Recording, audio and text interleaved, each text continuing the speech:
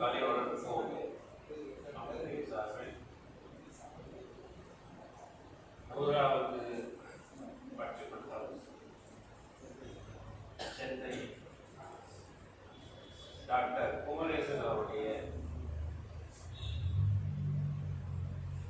மருத்துவமனை அரங்கத்தில் சிறப்புற நடைபெற்றுக் கொண்டிருக்கிறது.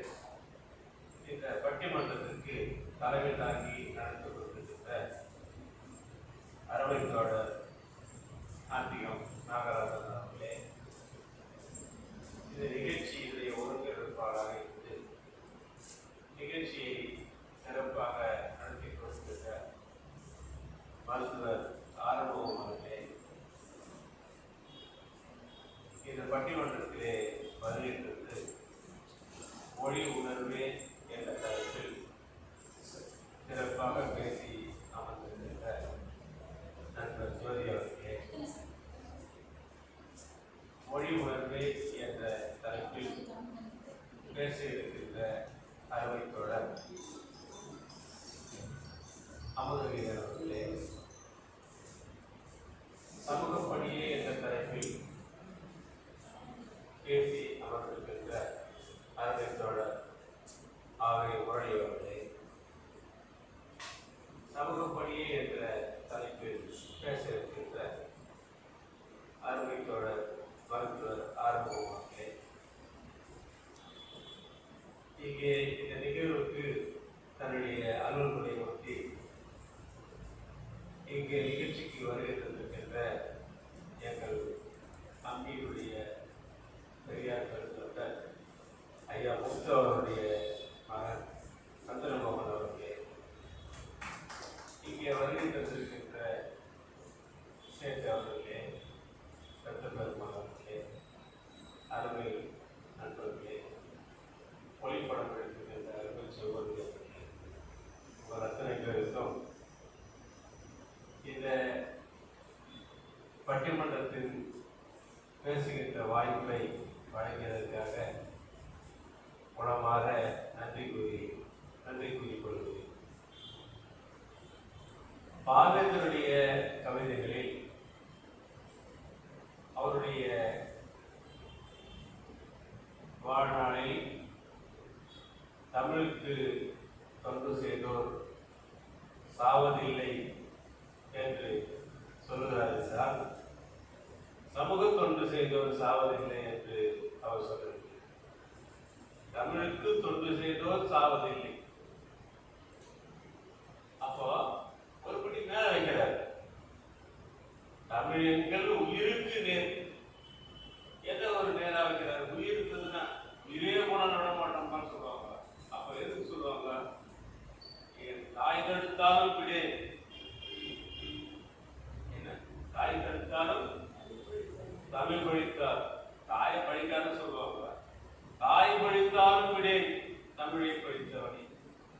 அப்போ எல்லாம் சமூகத்துக்கு தான் செய்யணும்.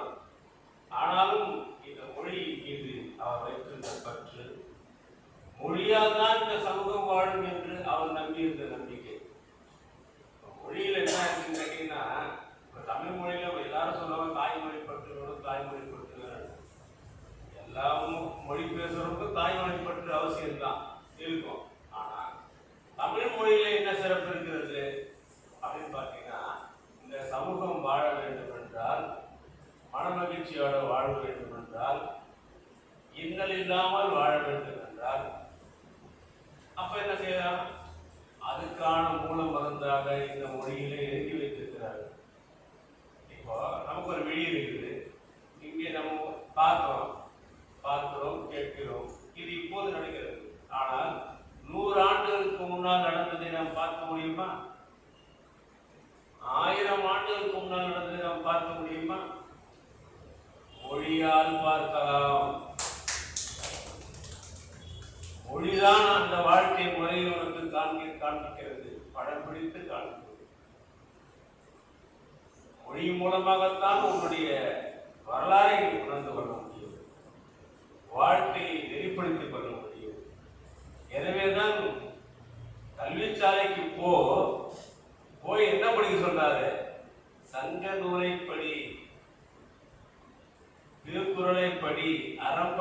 பொருள்படி அப்படியே இன்பப்படி பொய்யிலே காற்படி புரட்டிலே முக்காற்படி வையகம் ஏமாறும்படி வைத்துள்ள நூல்களை ஒப்புவது எப்படி? எனவே அறம்படி பொருள்படி அப்படியே இன்பப்படி. என்ன படிக்கணும்னு சொல்கிறேன். கல்விக்கு போ, தலைவாரி பூச்சூடி உன்னை பாடசாலைக்கு போவென்று சொன்னால் உன் அன்னை போய் அங்க என்ன படிக்கிற நீ?